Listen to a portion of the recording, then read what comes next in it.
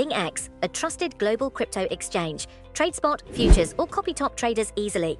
Sign up via the link or referral code to get 30 USDT instantly, plus up to 1,500 USDT in bonuses for verification, deposit, and trading.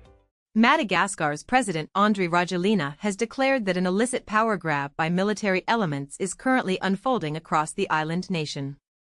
This dramatic assertion follows an announcement by the elite Capsat unit, a force instrumental in bringing Rajoelina to power during a 2009 coup, that it is assuming command of the entire army.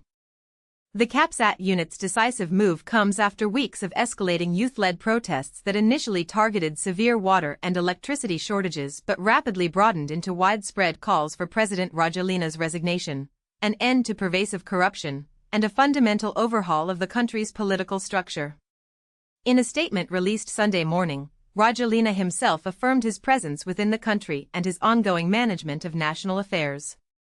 Earlier, the newly appointed Prime Minister, Rufin Fortunate Zafisombo, had conveyed on state television that the government was prepared to listen and engage in dialogue with all parties involved, including youth groups, labor unions, and the military.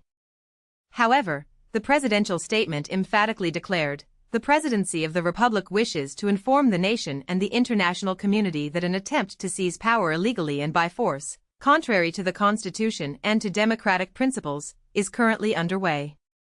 On Sunday morning, soldiers from the Capsat unit released a video statement, widely disseminated by local news organizations, proclaiming their assumption of control over the military apparatus. It remains uncertain, however, whether the broader military establishment will acquiesce to Capsat's authority on the Indian Ocean island, home to approximately 32 million people. Just the day before, Saturday, Capsat had publicly stated its refusal to engage in violence against demonstrators and had urged other military branches to unite in this stance of non-compliance.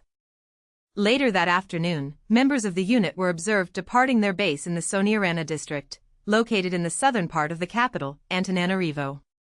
Escorted by thousands of jubilant protesters, they proceeded in armored vehicles towards the symbolically significant May 13th square, situated roughly 3 miles to the north.